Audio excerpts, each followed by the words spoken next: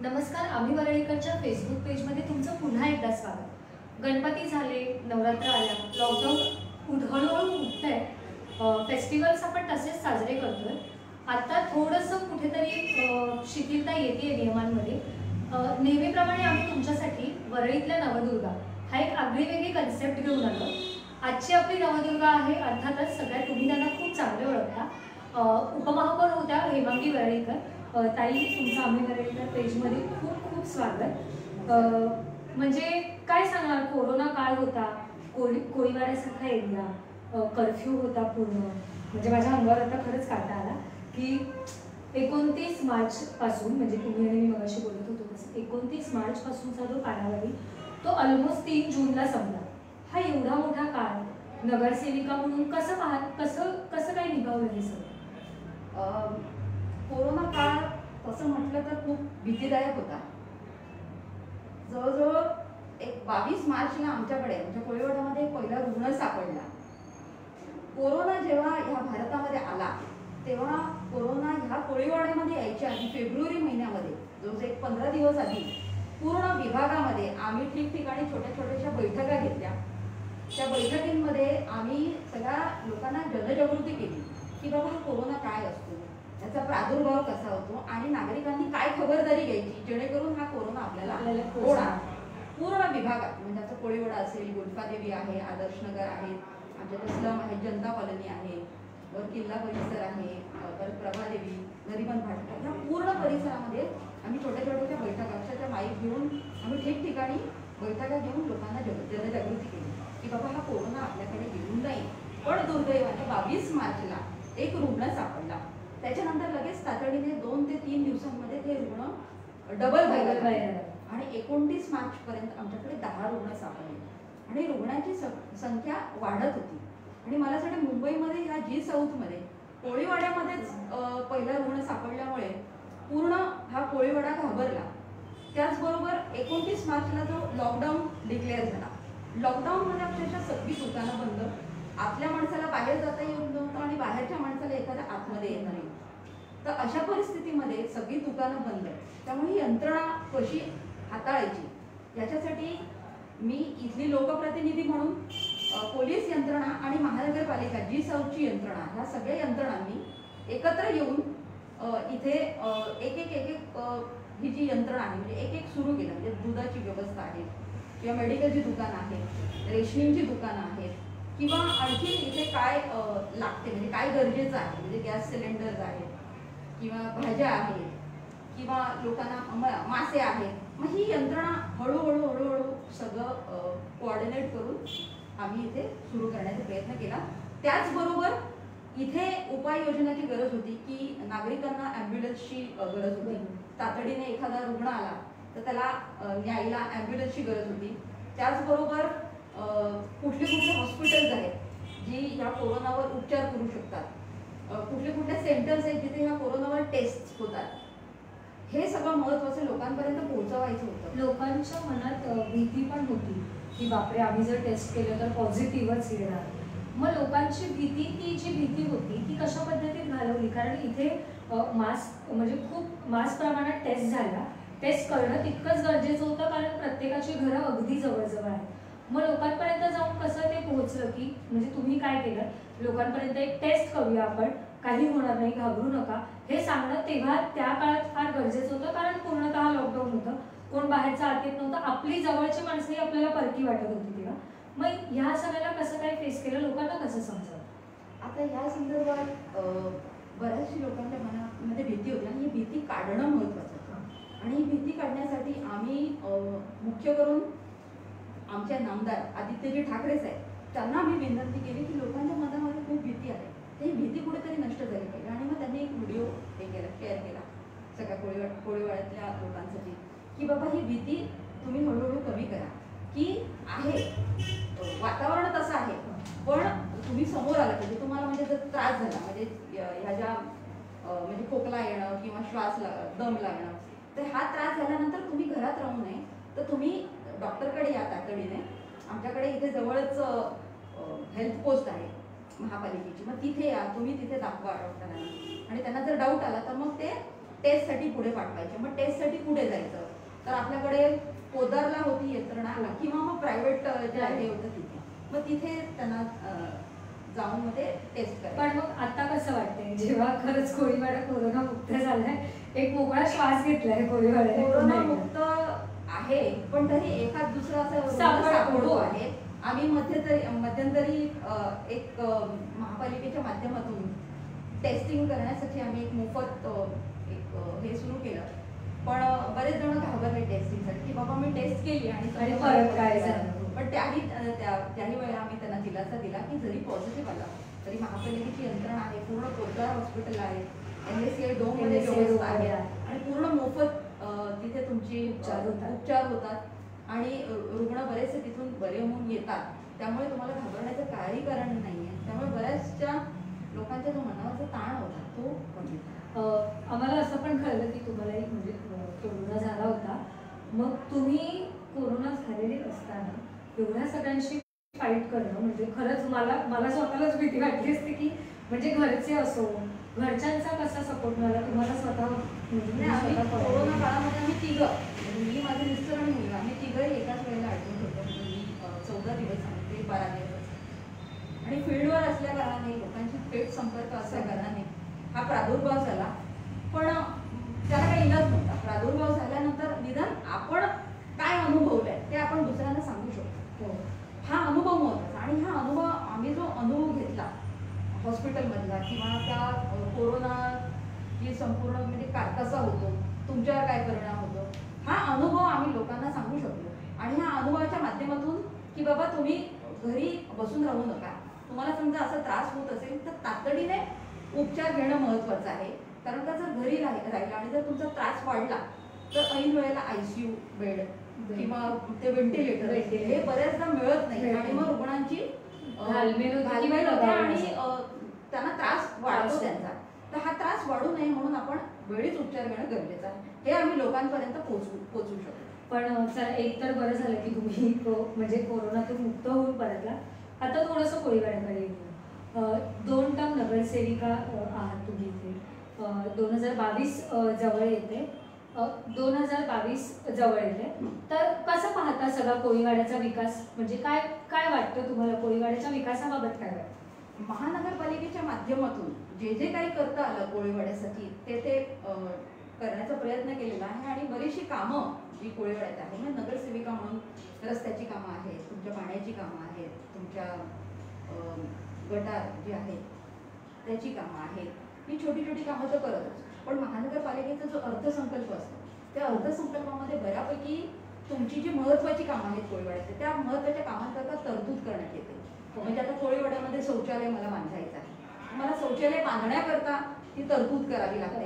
कोळीवाड्यातला मुख्य रस्ता आहे, तो रस्ता मला रिपेअर करायचा, तर ती तरतूद अर्थसंकल्पामध्ये करून त्याच्या माध्यमातून आपण बरीचशी ही कामं कोळीवाड्यातली करत असतो. त्याचबरोबर कोळीवाड्यामध्ये जर तुम्ही कोळीवाड्याची भौगोलिक परिस्थिती पाहिली तर कोळीवाड्याच्या तिन्ही बाजूला समुद्र. दक्षिणेकडून आपण आत येतो, कोळीवाड्याचा पूर्वेकडचा, पश्चिमेकडचा आणि उत्तरेकडचा भाग, तिन्ही बाजूला समुद्र आहे. हा समुद्र सुशोभित करण्यासाठी या समुद्रावर बऱ्याच प्रकारे जो कचरा टाकला जातो, हा कचरा उचलण्याकरता किंवा कचरा स्वच्छ करण्यासाठी आपण एक स्वतंत्र बीच क्लिनिंगची टीम महानगरपालिकेच्या माध्यमातून तिथे राबवली. बीच क्लिनिंगची टीम तो पूर्ण बीच साफ करत असते.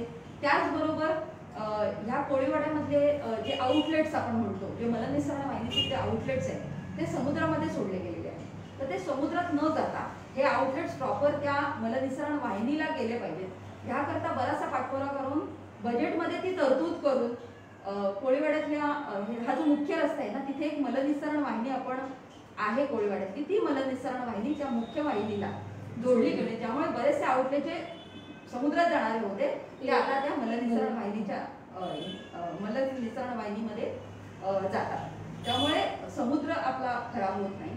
अशाच प्रकारे जो पूर्वेकडचा भाग आहे, पश्चिमेकडचा गोल्फादेवीचा भाग आहे, तिथे सुद्धा अशीच मलनिःसरण वाहिनी. कारण का सरकार सांगते की घरोघर शौचालय असायला पाहिजे, पण घरोघर जेव्हा तुमच्याकडे मलनिःसरण वाहिनी असते तर हा मलनिःसरण वाहिनी करता मी बराचसा पाठपुरावा करते जेणेकरून लोकांना घरोघर शौचालय त्यांना बांधता येईल. पण याकरता प्रयत्न माझा सुरू आहे. खूप म्हणजे म्हणतात ना की ठीक आहे, वरळी कोळीवाड्यात जसं तुम्ही आता म्हणाल, आत्ताच 1-2 आठवड्यापूर्वी खूप मोठा पाऊस झाला, वरळीत खूप पाणी शिरलं होतं. अगदी मी राहते त्या BDD साईडही पाणी होतं, कोळीवाड्यात मग विचारू नका.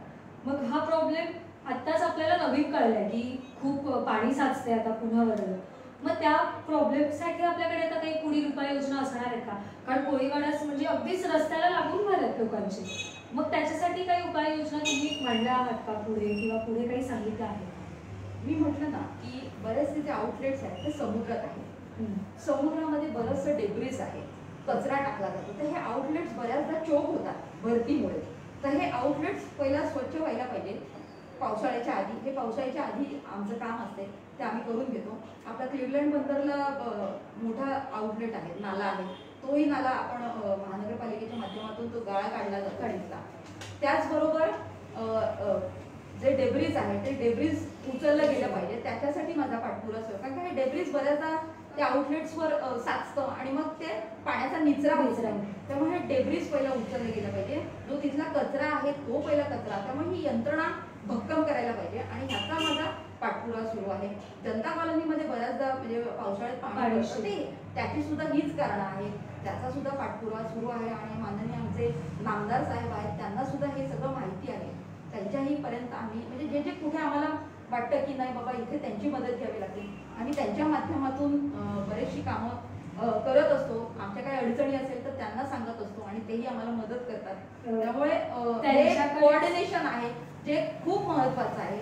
जरी ते इथे कोळीवाड्यात दिसत नसले तरी ते आमच्या माध्यमातून बरीचशी कामं ते करतात.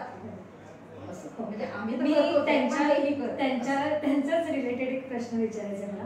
वरळी हा मतदारसंघ तसा म्हणायला गेला तर आदित्य ठाकरेंसाठी नव्हे, म्हणजे ते लहानाचे मोठे वांद्र्यात झाले, मातोश्रीला राहिले, बाळासाहेब ठाकरेंसारखं म्हणजे म्हणतात की त्या साहेबांसारखे व्यक्तिमत्वाच्या हाताखाली राहणं, वाढणं किंवा शिकणं, ह्या सगळ्या गोष्टी आदित्य साहेबांनी केल्या.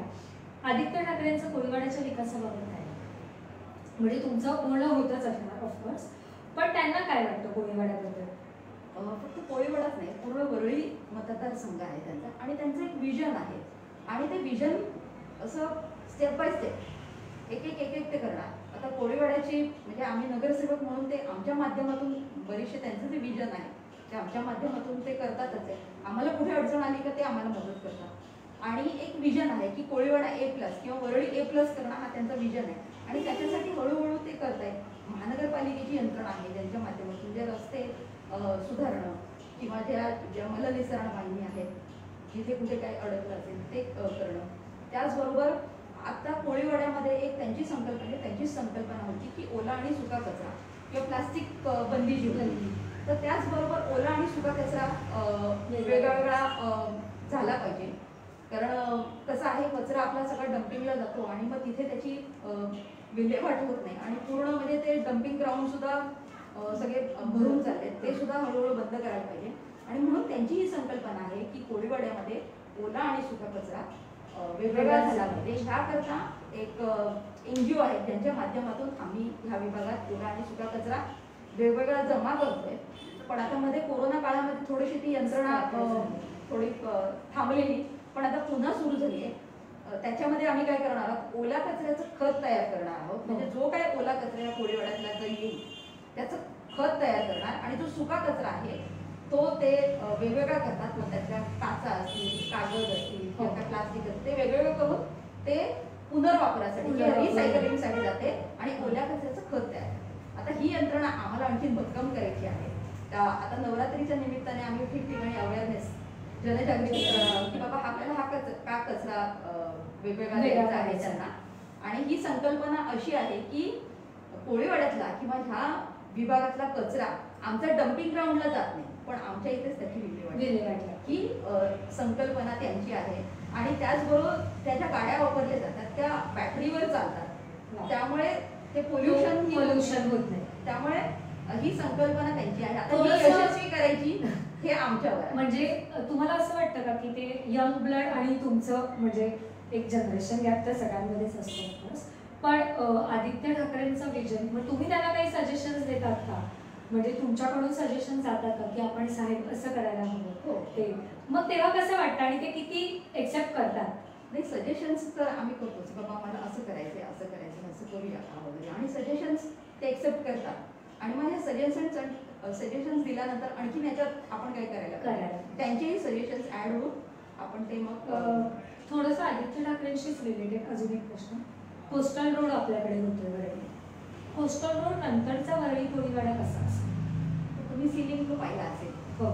सिलिंग सुद्धा वरळीच्या मागे. हो. सिलिंगला सुद्धा पहिला बराच विरोध होता, पण सिलिंग झालं. कोस्टल रोड झाल्यानंतर सुद्धा वरळी चांगलीच दिसणार आहे. पण मग खूप जण असं म्हणतात की कोळीवाडा म्हणजे कोळी लोकांना त्रास होईल का? तर मग काय सांगाल आमच्या माध्यमातून की काय कोस्टल रोडमुळे काय होईल आणि काय नाही? माननीय मुख्यमंत्री उद्धवजी ठाकरे साहेब त्यांनी सुरुवातीला सांगितले की कोळी बांधवांना काहीच त्रास होणार नाही आणि मी त्रास तो होऊ देणार. हो, कारण त्यांच्यामुळे आपली मुंबई. आणि त्यांच्या शब्दावर विश्वास ठेवूनच कोळी बांधवांनी कोस्टल रोडला हे केलं आहे. मुंबईकर म्हणजे कोळीवाड्यातली लोक असतील, काय वाटतं तुम्ही जसं म्हणालात की फिरते मी म्हणजे मी जनतेचा प्रतिनिधी असतात, नगरसेवक असतील किंवा शाखा प्रमुख असतील, तर मग कसं वाटतं की ठाकरे सरकारबाबत खरंच समाधानी आहेत का? कोळीवाड्यातली लोक असतील किंवा इतर, तुम्ही जाता फार लोकांमध्ये, काय वाटतं ओव्हरऑल ठाकरे सरकार? ठाकरे सरकार खूप म्हणजे खूप चांगली गोष्ट आहे की ठाकरे सरकार आहे. आणि आल्यानंतर तुम्ही जर बघाल तर एक ज्या अडचणी आहेत आणि त्या अडचणींवर ज्या प्रकारे ठाकरे सरकार मात करते आणि सामोरं जाते सगळ्या अडचणींना, ते खूप आम्हालाही खूप दिलासादायक आहे आणि खूप अभिमान वाटतो की आम्ही ह्या सरकारचा एक भाग आहोत आणि या सरकारमध्ये आहोत. आणि या सरकारमध्ये असताना आपण हळूहळू या ह्याच्यातून मार्ग काढतो आणि पुढे जातोय, ते खूप महत्त्वाचं आहे. ताई आता म्हणजे झालं आपलं सगळं बोलून झालंय, म्हणजे घराकडे येऊया आता थोडंसं. घरच्यांचा सपोर्ट कसा होता पूर्वीपासून? म्हणजे जेव्हा ठरवलं की आता नाही आता आपल्याला पॉलिटिक्समध्ये, म्हणजे माझं होतं की मला जर्नलिस्ट व्हायचं, तर घरच्यांचा सपोर्ट खूप महत्त्वाचा असतो. आज आपण नवदुर्गाचा इंटरव्ह्यू करतोय, ती खरंच नवदुर्गा असते का? म्हणजे नगरसेविका मी किशोरीताईंना पाहिले जवळ, मी तुम्हाला पाहिले, मी अजून बऱ्याच जणींना पाहिले, माझ्या खरंच आपण काढता येतो की ते कसं घरच्यांचा सपोर्ट मिळतो किंवा कसं काय होतं. एक नगरसेविका म्हणून लोकांमध्ये वावरणं फार जावं लागतं, कधी कधी अक्षरशः निगेटिव्हिटी येते की मला काहीच करायचं नाही, त्या सगळ्यामधून कसं काय बाहेर पडतं किंवा कसा काय घरच्यांचा सपोर्ट मिळाला असं? मी लग्न होऊन इथे आले, म्हणजे लग्नाच्या आधी मी म्हणजे कसं आई वडील असतात, आपण आई वडील आम्ही चौघी बहिणी लग्न होऊन इथे कोळीवाड्यात आली. आणि लग्नानंतर मी महापालिकेमध्ये जॉबला लागली. लग्नानंतर 2 मुलं मला झाली. त्याच्यानंतर मी महानगरपालिकेमध्ये जॉबला लागले. माझे मिस्टर हरीश वरळीकर हे पूर्वीपासून म्हणजे अगदी त्यांच्या शालेय जीवनापासून ह्या शाखेमध्ये किंवा शिवसेनेमध्ये ते पूर्वीपासून आहे. त्यामुळे हे जे समाजकार्य आहे ते आमच्या घरामध्ये माझ्या सकट ह्या मुलांना सगळ्यांना हे माहिती आहे. काय एखादा घरी येतो बाबा माझी ही अडचण आहे आणि मग ते सोडवतात. ते शाखा प्रमुख होते माझं जेव्हा लग्न झालं तेव्हा. पण ते आता उपविभाग प्रमुख तेच फार गरजेचं असतं ना, घरच्यांचा सपोर्ट. तुम्ही म्हणाला तुमचे पती तर शाखा प्रमुख आहेतच ते, नो डाऊट, पण त्यापेक्षाही एक सच्चा शिवसैनिक असणं हे कितपत, आणि त्या शिवसैनिकाच्या एका शिवसैनिकाला सपोर्ट मिळणं हे कितपत, म्हणजे कसं काय घरी असतं? मी म्हटलं ना, मी महानगरपालिकेमध्ये नोकरी करायची. 2012 साली हा वॉर्ड महिलांसाठी डिक्लेअर झाला. मग आता महिला कोण, म्हणजे कोण इथे महिला उभी राहू शकते इलेक्शनला, तर माझं नाव सुचवलं गेलं. आता माझं नाव वरून आलं की बाबा यांच्या मिसेसला उभं करा, कारण हिच्याकडे महानगरपालिकेची पार्श्वभूमी आहे. 6 वर्ष महानगरपालिकेच्या नोकरीत होती. महानगरपालिकेची पार्श्वभूमी आहे आणि घरामधलं वातावरण सुद्धा शिवसेनेचं आहे, समाजसेवेचं वातावरण आहे, त्यामुळे ही करू शकते. आणि माननीय मुख्यमंत्री पक्षप्रमुख प्रमुख आपले उद्धवजी ठाकरे साहेब, त्यांनी सांगितलं की नाही यांनाच आपल्याला ते उभं करायचं. आणि एक संधी आली की काय करायचं. महानगरपालिकेचा जॉब तेव्हा मला रिझाईन द्यावं लागलं. हो. आणि मग ह्या क्षेत्रामध्ये आले आणि मार्गदर्शन मिस्टरांचं होतं. आणि बरोबर आहे तुम्ही म्हणताय की टीकेला सुद्धा सामोरं जावं लागते, की बऱ्याच ठिकाणी आपण एखादं चांगलं काम, कारण टीका कधी होते एखादा माणूस चांगलं काम करत असतो तेव्हाच त्याच्यावर टीका होते आणि विरोधक टीका करतात मोस्टली. ह्या टीकेला उरून पुरून आपण पुढे जायचं हे शिवसैनिकाचं काम असते. आणि ते मी माझ्या माध्यमातून कामाच्या माध्यमातून त्यांना उत्तर देते, हे महत्वाचं. मुलांचा कसा ह्या सगळ्यात सपोर्ट असतो, कारण आई घरी नसते मोस्टली, कारण मला माझी आई घरी नाही दिसली तर मला असं होतं की बाबा आई नाही आता घरी, आता मी काय करू, जेवण करून नेणार पासून सगळंच असतं. तर मग मुलांचा सपोर्ट कसा होता सगळ्या प्रवासात? त्यावेळेला मुलं 2012 साली जेव्हा मी याच्यात आले त्या लहान होती. हळूहळू त्यांना नंतर कळत गेलं की बाबा आई कोणीतरी व्यक्ती अशी आहे की तिला घरापेक्षा जास्त बाहेर तिला राहावं लागणार आहे. त्यामुळे त्यांना समजून त्यांचं सगळं करून त्यांना काय पाहिजे नको ते सगळं करून मग मी बाहेर पडायचे. एक असं असतं पण म्हणजे सामान्य माणसाला असं वाटतं की अरे ही म्हणजे मी जर्नलिस्ट आहे तर हिला असेल फार पगार, ही कसली जेवण बनवते घरी वगैरे, एक असं नॉर्मल बोलले. तर तुम्ही कधी जेवण बनवले का आणि तुमची फेवरेट डिश कुठली आहे? म्हणजे लोकांना कळलं पाहिजे, कारण आता काय आपण फेसबुकच्या माध्यमातून नाही, आता घरी सगळं जेवण करून अगदी इलेक्शनच्या प्रचाराला सुद्धा जेव्हा सकाळी 10ला बाहेर पडायची तर सगळं घरी जेवण करून मुलांचं सगळं जेवण करून मग बाहेर पडायचे.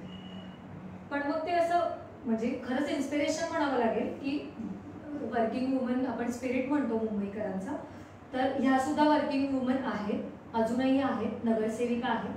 तुम्ही बघा आणि खरंच शिका. ताई, अजून एक प्रश्न राहिला की वरळी किल्ल्याचं सुशोभीकरण करायचं असं पुढे आलंय काही दिवसांपूर्वी, नेमकं ते कसं असणार आहे आणि स्थानिकांना त्याचा कितपत फायदा?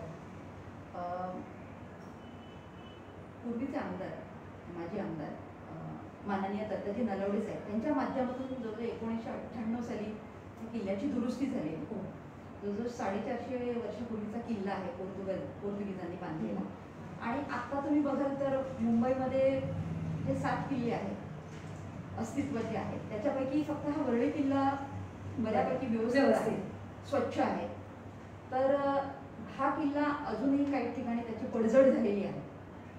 त्याचा एक पिलर होता लाल बावटा जिथे लावायचो आम्ही, कोळी बांधवांना धोक्याचा इशारा लागला, तो एक 2002 वर्षापूर्वी 2018 साली काहीतरी पडला. तो पाऊस आला आणि खूप दुरावस्था आहे किल्ल्याची, आजूबाजूचा परिसर सुद्धा अस्वच्छ आहे.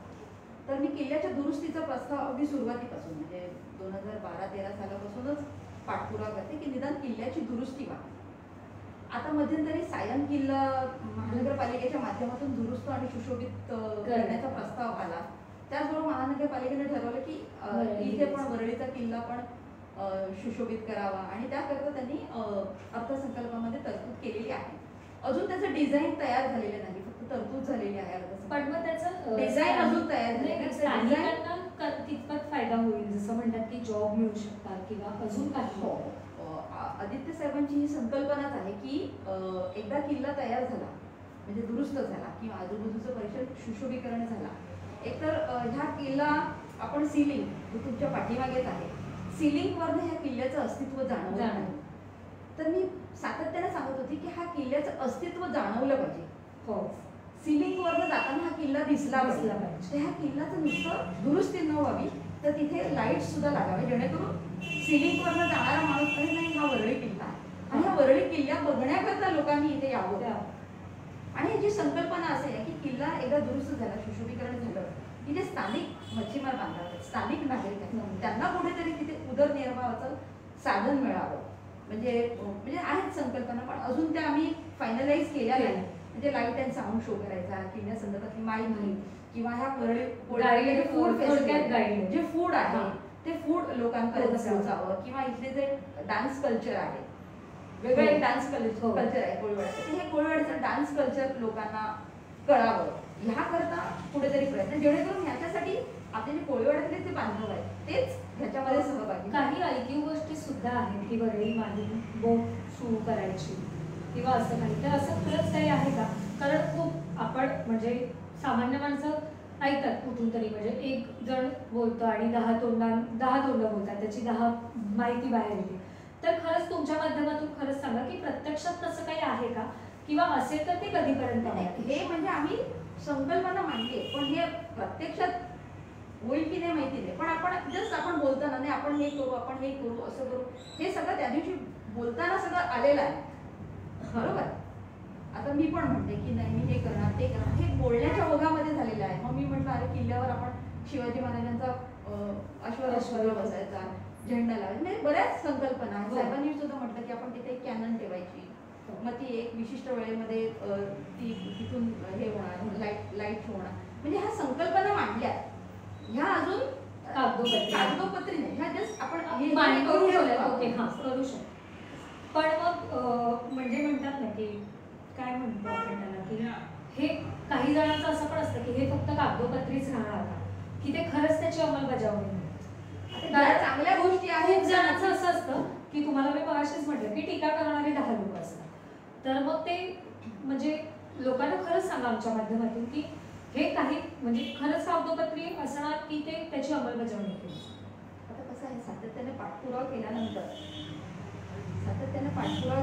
ज्या चांगल्या गोष्टी आहेत त्या स्वीकारायच्या, ज्या वाईट आहेत त्या आपण ठेवून देऊ बाजूला. पण ज्या चांगल्या आहेत, ज्या चांगल्या गोष्टी ज्याने आपल्या लोकांना त्रास होणार नाही, त्यांचं भलं होईल, बरोबर, या चांगल्या गोष्टी स्वीकारल्या पाहिजे. आणि ज्या वाईट आहेत त्या आपण बाजूला ठेवू. अजून एक प्रश्न होता की 25 वर्षाची युती संपुष्टात आहे, तर आता महापालिकेच्या निवडणुका येत आहेत 2022 मध्ये. वेगळं चित्र नक्कीच बघायला मिळणार हे तर कळलेलंच आहे.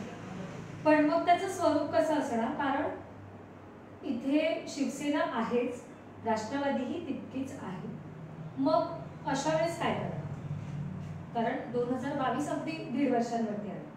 मग अशा वेळेस एकमेकांना सपोर्ट असायलाच हवा, तरच आपण जिंकून येऊ शकतो, असं काही आहे का, किंवा वेगळा काही पर्याय असेल? हे सगळं 2022 साली हे सगळं आरक्षणावर अवलंबून आहे. तुमचा जो विभाग आहे त्याच्यामध्ये काय आरक्षण आहे त्याच्यावर ते सगळं अवलंबून आहे. त्याचबरोबर जो लोकप्रतिनिधी आहे तो काय काम करतो, बरोबर, विभागामध्ये काय काम केलं जाते, की फक्त काम आपण देतो पण कामं होत नाही, तर ही कामं कितपत होतात. तुमचा जो निधी असतो अर्थसंकल्पामध्ये जे तुम्ही निधीचा तरतूद करता, ती निधी इथे वापरली जाते की नाही, हे महत्वाचं आहे. त्याचबरोबर एक महिला नगरसेविका म्हणून बऱ्याचशा महिलांच्या अपेक्षा आहे की बाबा ही महिला नगरसेविका महिलांसाठी काय. मला तिथे पण यायचं होतं की मग म्हणजे आपल्या बोलण्याच्या नादात राहिलं ते कोरोना काळात खूप त्रास झाला असेल, गरोदर महिला असो किंवा तुम्ही म्हणालात मगाशी मला बोलता बोलता की मेडिकल्स बंद होते, सॅनिटरी पॅड असो, अशा छोट्या मोठ्या खूप गोष्टी आहेत. म्हणजे मला आता एक काकी सोडायला आलेल्या, त्यांचं अगदी म्हणजे त्या जेवणाचा जॉब करतात, जेवण बनवतात जाऊन. तर त्या मला सांगत होत्या की अगं मी कोळीवाड्यात राहते अंकिता, म्हणून माझं म्हणजे मला घेतलं नाही, मला पगारही दिला. मग अशा वेळेस महिलांसाठी काय काय उपक्रम केले तेव्हा कोळीवाड्यात, त्यांचं मानसिक स्वास्थ्य पण तेव्हा खूप गरजेचं होतं नीट ठेवणं. मग महिलांसाठी अशा काय म्हणजे काय उपाययोजना केल्या किंवा पुढे कोरोनाच्या काळातही किंवा आताही आणि किंवा पुढे राबवणार असं तिन्ही? कोरोनाच्या काळात तसं बघायला गेलं तर सगळी यंत्रणा बंद होती, आमच्या महिला बाहेर पडायच्या, पण त्याही म्हणजे खूप म्हणजे मनामध्ये भीती असायची का आम्ही बाहेर पडलो समजा आम्हाला प्रादुर्भाव झाला तर बऱ्याच ठिकाणी भाजीची व्यवस्था म्हणा किंवा ज्या माझ्या मच्छीमार महिला आहेत त्या सुद्धा थोडं मच्छी आणून त्या तिथे व्यवसाय करायच्या. पण बराचसा म्हणजे भीती होती मनामध्ये त्या काळात तर आहेच. पण ह्या संपूर्ण कार्यकालामध्ये महिलांसाठी बरेच आम्ही उपक्रम राबवलेले आहेत. म्हणजे त्यांना वेगवेगळे प्रशिक्षण महानगरपालिकेच्या माध्यमातून तसंच आमच्या शाखेच्या माध्यमातून बरीचशी प्रशिक्षणं म्हणजे मेहंदी असो किंवा संस्कार भारतीची रांगोळी शिकवणं असो किंवा मग महानगरपालिकेच्या माध्यमातून त्यांना वेगवेगळे मसाले शिकवणं असो, ब्युटिशियनचा असो, ज्वेलरी डिझायनिंगचा कोर्स असो किंवा ज्या ज्येष्ठ महिला आहेत किंवा ज्यांची लग्न झालेली आहेत नाही ज्या विधवा महिला आहेत त्यांना महानगरपालिकेच्या माध्यमातून शिलाई मशीन, घरघंटी, झेरॉक्स मशीन, आता हल्ली स्कूटर्स काही आपण दिलेले आहेत. त्याचबरोबर येणाऱ्या कार्यकालामध्ये जी बचत गट आहे, जी महानगरपालिकेच्या माध्यमातून जी बचत गट स्थापन झाली या बचत गटांना फक्त तुमच्या विभागापुरतं मर्यादित न ठेवता तर त्यांचंही कुठे आता ऑनलाईन तुम्ही बघताय हो सगळीकडे ऑनलाईन Online सगळं झालंय. झालंय. तर मी ह्या बचत गटांना सुद्धा ऑनलाईन शी त्यांना संपर्क साधून ऑनलाईनच्या माध्यमातून ह्या बचत गट ज्या काही बनवतात त्या तर त्यांचा ऑनलाईनच्या माध्यमातून त्यांची जी विक्री आहे त्यांचे जे जे काही त्या बनवतात म्हणजे मसाले असो किंवा काही घरगुती काही दागिने असो काही जे काही घरगुती बनवतात त्यांना ऑनलाईन मार्केट मिळवण्याकरता आमचे प्रयत्न चालू आहेत. त्याचबरोबर या महिलांना फक्त असंच नाही तर आम्ही सुद्धा शाखेच्या माध्यमातून त्या महिलांना एक बाजारपेठ उपलब्ध करून देतो. या बाजारपेठेमध्ये तुमचं जे काय आहे तुम्ही जे काय घरगुती वस्तू बनवतात त्या बाजारपेठेमध्ये ते विक्रीसाठी जेणेकरून कुठेतरी त्यांना प्रोत्साहन मिळावं कुठेतरी त्यांचा आत्मविश्वास वाढावा आणि कुठेतरी त्यांच्या घरामध्ये कुठेतरी त्यांना हातभार लावण्याकरता त्यांना कुठेतरी सक्षम करावं यासाठी आमचे प्रयत्न सुरू आहेत. तुम्ही शिक्षण समितीचं अध्यक्षपदही भूषवलं. कसा ओव्हरऑल एक्सपिरियन्स होता त्याचा?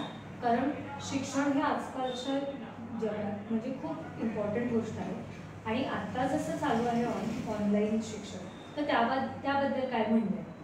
महानगरपालिकेच्या ज्या शाळा आहेत त्या शिक्षण समितीच्या अध्यक्षांच्या अंडर येतात महानगरपालिकेच्या आणि ज्या एडेड शाळा आहेत हो तर त्या सगळ्या शाळांमध्ये काय व्यवस्था आहे मुख्यतः महानगरपालिकेच्या शाळा ज्या आहेत तिथे बरेचसे उपक्रम चालतात जे आपल्या एडेड शाळांमध्ये नसतात. त्यामुळे या महानगरपालिका शाळेमध्ये जे जे होतात उपक्रम त्यामध्ये आमचे नामदार अतिथी ठाकरे त्यांनी खूप इंटरेस्ट घेतला आणि महानगरपालिकेच्या विद्यार्थ्यांना अगदी एडेड शाळांच्या लेवलला कसं आणावं त्याकरता त्या मुलांना फुटबॉलचं प्रशिक्षण देणं त्याचबरोबर IAS लेवलच्या परीक्षा त्यांनी देण्याकरता 8वी 9वी 10वीलाच त्यांना ते प्रशिक्षण ट्रेनिंग देणं किंवा जे दृकश्राव्य माध्यमातून जे विद्यार्थ्यांशी संवाद म्हणजे वेगवेगळे प्रोफेशनल्स म्हणजे एखादा फुटबॉल प्लेअर क्रिकेट प्लेअर एखादी हिरोईन वगैरे तर त्यांना जाऊन त्यांच्याशी संभाषण साधायचे. त्याचबरोबर मुला मुलींमधला भेद नसावा. आपण तेव्हा पथनाट्य स्पर्धा त्या मुलांच्या पथनाट्य स्पर्धा घेतल्या आणि त्या अजूनही घेतल्या जातात जेणेकरून त्यांच्या आतील जे काही गुण आहेत ते बाहेर यावेत. त्या स्पर्धा आणि विविध अशा स्पर्धा महानगरपालिकेच्या विद्यार्थ्यांच्या घेतल्या जातात. पण त्याला म्युझिक सुद्धा त्यांना यावर तरी पण अजूनही मुला म्हणजे पालकांचा ओढा हा प्रायव्हेट शाळांकडे जास्त आहे किंवा किंग जॉर्ज असो अंबानी असो पोद्दार असो ह्या सगळ्या शाळांकडेच ओढा जास्त आहे. तर मग महापालिका म्हणजे मुलांना अट्रॅक्ट करण्यासाठी काय वेगळं करते किंवा पालकांना अट्रॅक्ट करण्यासाठी? महानगरपालिकेच्या इंग्रजी माध्यमांच्या शाळा जर तुम्ही पाहिल्या तर त्या सुद्धा ओसंडून राहतात तर तिथे सुद्धा ॲडमिशनसाठी खूप बऱ्याच रांगा लागतात. आता आमच्या कोळीवाड्यामध्ये एक वारसलेनमध्ये एक महानगरपालिकेच्या शाळेचं एक जागा आहे त्याचा सुद्धा पाठपुरावा सुरू आहे. तिथे सुद्धा एक शाळेच्या इमारतीचा प्रस्ताव आहे. तिथे एकदा शाळा तयार झाली की ती सुद्धा इंग्रजी माध्यमाच्या त्यांना सुद्धा टफ देईल अशी महानगरपालिका शाळा तिथे उभं राहायची जेणेकरून ही मुलं इंग्रजी शाळेमध्ये तिथे न जाता महापालिकेच्या शाळेमध्ये कशी येतील असा एक हे आहे व्ह्यू आहे. एका महानगरपालिकेच्या शाळेमध्ये तुम्ही बघत असाल तर सगळ्या वस्तू शाळेच्या पहिल्याच दिवशी सगळ्या वस्तू म्हणजे अगदी तुमच्या शूज युनिफॉर्म शाळेचं दप्तरा सगळ्या जवळजवळ 27 वस्तू असतात त्या 83 वस्तू पण आपल्याला महत्त्वाच्या 27 वस्तू त्या मुलांना दिल्या जातात. त्याचबरोबर म्हटलं त्यांचे स्पर्धा खूप होतात त्या शाळांमध्ये. ह्या स्पर्धा महत्त्वाच्या एक्स्ट्रा करिक्युलर ऍक्टिव्हिटीज खूप होतात या स्पर्धा पण त्यांना वेगवेगळी प्रशिक्षण म्हणजे जुडो कराटे तायक्वांडो ही प्रशिक्षण सुद्धा त्या मुलांना दिली जातात. बरेचसे विद्यार्थी फुटबॉल खेळण्यासाठी आंतरराष्ट्रीय स्तरावर गेलेले आहेत. स्काउट अँड गाईड अजूनही त्या विद्यार्थ्यांना शिकवलं जाते. त्यांच्या कॅम्प्स होतात. स्काउट अँड गाईड बऱ्याचशा इतर शाळांमध्ये बंद झालेले आहे ते महापालिका शाळांमध्ये सुरू आहे आणि स्पोर्ट्स जे इतर शाळांमध्ये होतं ते महापालिका शाळांमध्ये सुरू केलेलं आहे जेणेकरून हे विद्यार्थी या स्पर्धांमधून कुठेतरी पुढे येतील आणि महापालिकेचा विद्यार्थी ह्या शाळेच्या बऱ्याचशा स्पर्धा होतात ना जेव्हा महापालिका शाळा आणि इतर शाळांच्या ज्या एडेड स्पर्धा होतात त्या बरेचसे महापालिकेचे विद्यार्थी तिथे तुम्ही मगाशी बोलता म्हणालात की मुला मुलींचा भेदभाव नसावा. महापालिकेत कधी असं सामोरं जावं लागलं नगरसेविका झाल्यानंतर की मी असतं खूप जणांचा पुरुषी अहंकार दुखावला गेलाय का किंवा कधी अशा टीकेला सामोरं जावं लागले का, की म्हणजे काय असा कधी अनुभव आलाय का की तुम्ही आम्हाला शेअर करू इच्छिता, की असं कधी झालंय का तुमच्याबरोबर की खूपच टीका झाली आणि ते म्हणजे नाहीच आता मला सांगा? नाही, तसं नाही, कारण तो खूप चांगला अनुभव होता. कारण की शाळांमध्ये, बऱ्याच शाळांमध्ये मी जायची बघायला. आपण ज्या मुली आहेत महानगरपालिकेच्या, ज्या सिनियर म्हणजे 8वी 9वीच्या मुली आहेत, त्याकरता एक रक्त चाचणी म्हणजे त्यांचं हिमोग्लोबिन किंवा आयर्न कमी होऊ नये म्हणून ती रक्त चाचणी केली गेली मुलींची.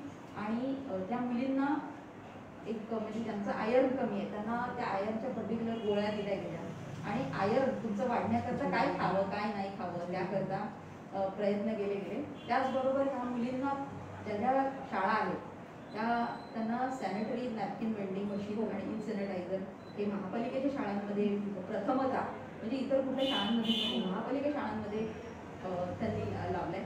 त्याचबरोबर लहान मुलांचे दात घासणं, म्हणजे दात किती महत्वाचे आहेत हे आदित्य साहेबांनी पुढाकार घेऊन सगळ्या जी लहान मुलं आहेत, म्हणजे 1ली ते 4थीची जी मुलं आहेत त्या सगळ्यांचे दात चेक केले गेले डॉक्टरांच्या माध्यमातून आणि त्यांना शिकवलं गेलं की ते दात कसे घासायचे. कारण का ही मुलं जी आहेत ती गरीब त्यामुळे ब्रश कसं करायचं किंवा ब्रश करणं का महत्वाचं आहे हे माहिती करण्याकरता साहेबांच्या माध्यमातून, आदित्य साहेबांच्या माध्यमातून हा उपक्रम राबवला गेला. अशा बऱ्याचशा योजना महापालिकेच्या माध्यमातून इथे. एक महिला म्हणून काय वाटतं, म्हणजे कसं बघता येणारं फ्युचर? खूप चॅलेंजिंग आहे आणि प्रत्येक वेळेला वेगवेगळ्या समस्या असतात. या समस्यांना तोंड तर द्यायचं तरी समस्यांना मार्ग पण काढायचा असतो आणि हा मार्ग काढायला पूर्ण आमची यंत्रणा आहे, शाखेची यंत्रणा आहेत, आमच्या महिला कार्यकर्त्या आहेत, माझे मिस्टर आहेत हरीश वरळेकर, त्यांचं मार्गदर्शन असते, आमचे विभाग प्रमुख आहेत आशिष टेंभुरकर, ते महापौर आहेत किशोरीताई पेडणेकर, यांचं सगळ्यांचं मार्गदर्शन असते. कारण का फक्त एकटी मी निर्णय नसते घेत, पण या निर्णयामध्ये हे सगळे सामावलेले असतात. तसंच वेळोवेळी आम्हाला मार्गदर्शन आदित्य साहेबांचं असतेच.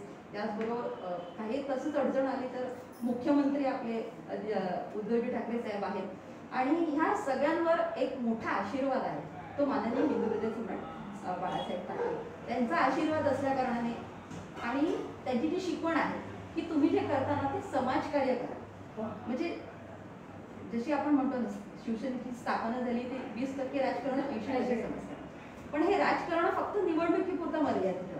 एकदा निवडणूक झाली का हे राजकारण विसरा, तुम्ही फक्त तुमच्या फोकसमध्ये समाजकारण ठेवा आणि हे समाजकारण तुम्हाला करायचं आणि समाजकारण करूनच तुम्ही पुढे जाणार.